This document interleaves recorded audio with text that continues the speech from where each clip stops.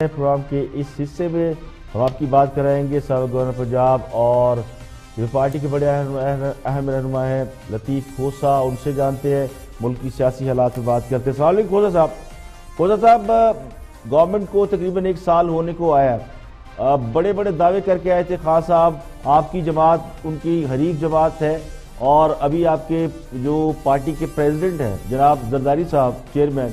وہ جیل میں ہے، نواز شریف جیل میں ہے۔ لیکن اس کو اگر سائیڈ پہ رکھے اور یہ دیکھیں کہ خان صاحب کی اپنی حکومت نے 1 سال میں کیا ڈیلیور کیا، جو وعدے کر کے آئے تھے کیا وہ پورے کیے؟ دیکھیں، یہ تو ایک انہونی حکومت ہے، مجھے نہیں لگتا کہ یہ ابھی تک موصوف محترم عمران خان صاحب کنٹینر سے اترے ہیں یا پی ٹی آئی اس ایجیٹیشن موڈ سے باہر نکلی ہے۔ یہ بھی نہیں لگتا کہ یہ حکومت میں ہیں بھی کہ نہیں ہیں، جس طرح ہم کہتے ہیں سلیکٹڈ ہیں اور فیصلے کوئی اور کر رہا ہے اور ہدایات بھی کوئی اور دے رہا ہے، لگتا ہے ایسا ہی ہے، اس لیے کہ ان کا تو کوئی ویژن ہے ہی نہیں۔ آپ دیکھیں، انہوں نے کہا تھا کہ جب ہم اقتدار میں آئیں گے تو اسد عمر ہمارے فائنانس منسٹر ہیں، اور ایسے لگ رہا تھا جیسے اسد عمر صاحب نے بہت تیاری کی ہوئی ہے ان کی، اور پاکستان کی معیشت کو جانے یہ کہاں استحکام بخش دیں گے۔ لیکن آپ نے دیکھا کہ موصوف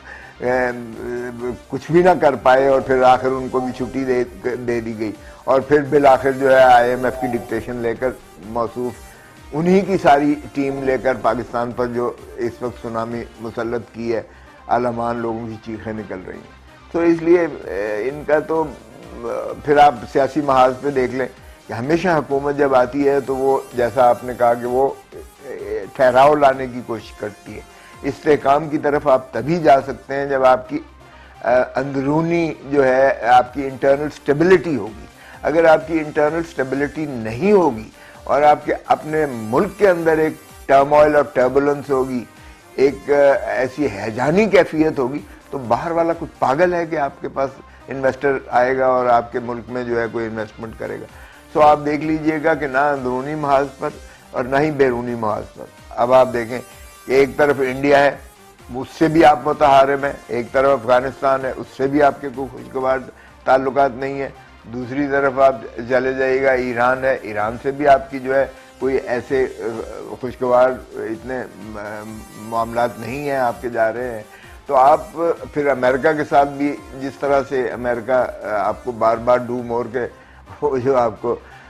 خاص دورہ کر کے امریکہ کا، اور بڑا کامیاب دورہ ہے کھوسہ صاحب، اس پہ بھی بات کریں گے۔ لیکن آپ یہ بتائیے گا کہ یہ جو حکومت نے اپنا ویژن دیا تھا، ایک آتا جی نوکریاں دیں گے، 1 کروڑ نوکریاں دیں گے، 50 لاکھ گھر دیں گے، اور بھی بڑے وعدے کیے تھے، تو 1 سال میں کوئی چند ایک وعدے پورے کیے؟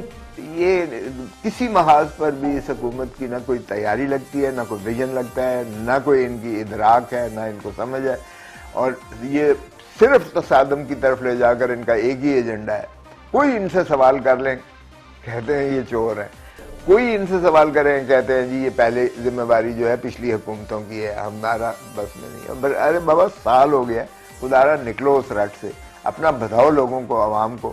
اور پھر پارلیمان جس کو مضبوط کرنا مقصود تھا، کیونکہ پارلیمان جو ہے عوام ہوتے ہیں، اور یہ پاکستان کا آئین کہتا ہے کہ عوام کو مقتدر کرنا، تو عوام مقتدر تبھی ہوتی ہیں جب جو ان کا اقتدار کے ایوان ہے، پارلیمان ہے، اسمبلیاں ہیں، جب وہ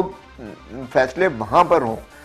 وہاں سے قانون سازی ہو، اور وہاں سے جو ہے عوام کی آواز سامنے نظر آئے کہ عوام کے لیے معاملات ہو رہے ہیں۔ آپ نے بالکل ربش کر دیا پارلیمان کو۔ سو میں سمجھتا ہوں کہ یہ بالکل بھی کسی سمت سے بھی دیکھ لیجئے گا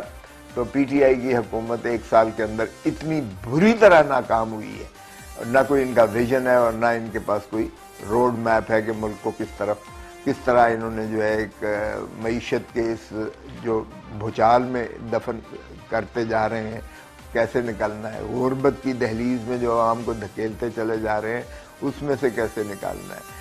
کروڑ نوکری تو ایک طرف رہ گئی بھائی، نوکریاں بچاؤ سے ہی آپ کروڑوں کی تعداد میں، لاکھوں کی تعداد میں ان کو بے روزگار کر رہے ہو۔ 50,000 گھر بنانا تو درکنار رہا، آپ ان کے گھر مسمار کرتے جا رہے ہو، ان کی چادر چار دیواری ان کا سر سے وہ بھی جو ہے چھینتے چلے جا رہے ہیں۔ ٹھیک ہے، تو ایک اور سوال ہے کھوسہ صاحب آپ کی جماعت یہ کہتی ہے کہ انتخابات میں دھاندلی ہوئی، 25 جولائی ہم نے دیکھا یوم سیاہ بنایا، بہت بڑا جلسہ کیا بلاول بھٹو صاحب نے بھی، اور آپ لوگ ڈے ون سے کہتے ہیں بلاول صاحب کے سلیکٹڈ وزیر اعظم ہیں، تو پھر پیپلز پارٹی پارلیمنٹ کا حصہ کیوں ہے؟ ایسی پارلیمنٹ جس کا مینڈیٹ آپ تسلیم نہیں کرتے، اس سے آپ باہر کیوں نہیں آ جاتے؟ ہم نے لاسٹ گورنمنٹ بھی دیکھا تھا کہ پی ٹی آئی پارلیمنٹ سے باہر آ گئی تھی۔ دیکھیں ہمیشہ بھی آپ اگر آپ دیکھیں تو مثلا جب بھی عوامی ڈکٹیٹر آتا ہے یا اس ملک میں ڈکٹیٹرشپ ہوتی ہے تو چونکہ اس کے روٹس عوام میں نہیں ہوتے ہیں تو پھر وہ ڈویسو ہوتا ہے، وہ ڈیوائیڈ اینڈ رول کی پالیسی ہوتی ہے اس کی، تو وہ ایک طبقاتی کشمکش کی طرف جو ہے وہ سوسائٹی کو الجھا دیتا ہے تاکہ اپنے اقتدار کو جس حد تک طوالت دے سکتا ہے وہ اس طریقے سے لڑا کے تصادم کی شکل میں ان کو جو ہے وہ اس طرح کرے۔ تو یہ جو ڈویسونیس ہوتی ہے یہ پالیسی یہ ہمیشہ وہ کرتا ہے جو یا ڈکٹیٹرشپ ہو یا سلیکٹڈ ہو، جس کو دراصل عوام کی تائید سے وہ برسر اقتدار نہ آیا ہو بلکہ دوسرے عوامل اور دوسری قوتیں اس کو انسٹال کر کے لے کے آئی ہوں، چاہے وہ الیکٹورل فراڈ کے ذریعے آئے یا وہ کسی اور طریقے سے آئے۔ تو عمران خان صاحب کی پی ٹی آئی جو ہے یہ بنیادی طور پر یہ الیکٹڈ نہیں ہم اس کو مانتے، ہم نے تو ملک کے عظیم تر مفاد کی خاطر ہم نے یہ ریزرویشن ہوتے ہوئے بھی، یہ برملا اظہار کرتے ہوئے بھی ہم نے صرف جمہوریت کے تسلسل کی خاطر ہم نے اس کو وقت دیا، اور ہم نے اس کو پھر بھی کہا کہ ٹھیک ہے آپ چلیں جس طرح بھی آئے ہیں۔ لیکن انہوں نے بالکل آپ نے ٹھیک کہا، انہوں نے چونکہ یہ فیس نہیں کر سک رہے عوامی مسائل کا، ان کے پاس کوئی ادراک نہیں ہے، کوئی حل نہیں ہے، اتنی زیادہ انہوں نے مہنگائی اور بے روزگاری کا پاکستان پر سونامی مسلط کر دی ہے، بجٹ جو ہے عوام دشمن بجٹ لے کر آئے جو لٹرلی پاکستان کو سٹرینگل کر رہا ہے، اور وہ نیو کلونیل سسٹم کے تابع کر کے انہوں نے اکنامک ہٹ مین کے ذریعے پاکستان کی معیشت کو مغلوب ان قوتوں کے جو ہے چنگل میں دے دیا ہے جو ڈکٹیشن دے کر اس کو ٹھیک ہے، معاشی معاملات تو ہے، وہ حکومت خود بھی یہ مانتی ہے کہ معاشی معاملات ہے، مگر یہ بتائیں کہ اب آپ کے لیڈر بھی اندر ہے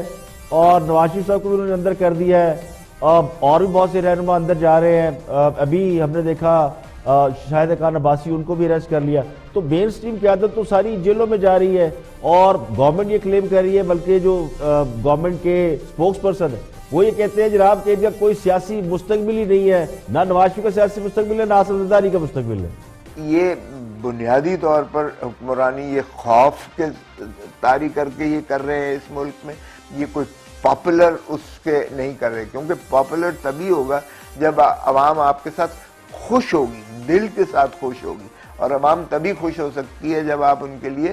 سہولتیں پیدا کریں، ان کے لیے ایجوکیشن میں آئیں، ان کے لیے ہیلتھ کیئر میں ان کو جو ہے سہولتیں فراہم کریں، ان کے لیے جاب ایونیوز کریٹ کریں، ملک میں ڈیولپمنٹ ہو، افراط زر ختم ہو جائے یا کم ہو جائے، ختم تو خیر نہیں کر سکتے لیکن افراط زر کو کم کریں، مہنگائی کو جو ہے کنٹرول کریں، یہ تیل ہے، گیس ہے، پیٹرول ہے، یہ اپنا بجلی ہے، ان کی قیمتوں کو جو ہے وہ ریگولیٹ کریں،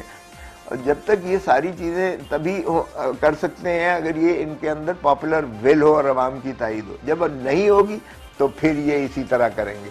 میڈیا میں بھی انہوں نے جو ہے سینسرشپ لگا کے ان کے اوپر بہت زیادہ سختیاں کر رکھی ہیں، اور بلکہ اس میں بھی ڈویسونیس انہوں نے کریٹ کی ہے۔ وکلاء میں اسی طرح انہوں نے ان کو بھی وکلاء کو مختلف انداز سے ان کو کسی کو جو ہے لا آفیسرز بنا کے، کسی کو جو ہے اسٹیٹ کیسز دے کے، کسی کو اس انداز سے ایک اپنا جو ہے انہوں نے اس میں بھی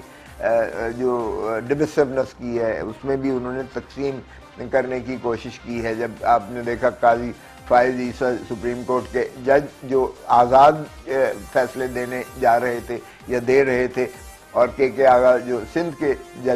جسٹ سینئر جج ہیں وہ بھی آزاد منش تھے اور ان کے شاید کنٹرول میں نہیں آ رہے تھے، تو آپ دیکھیں کہ ان کا سپریم جوڈیشل کاؤنسل میں دے دیا اور وکلاء کو تقسیم کر دیا۔ کچھ وکیل جو ہے جب ان کی تاریخ ہوتی ہے تو وہ ہڑتال کناں ہوتے ہیں اور کچھ کہتے ہیں کہ جی ہمارا ٹھیک ہے، بہت شکریہ صاحب۔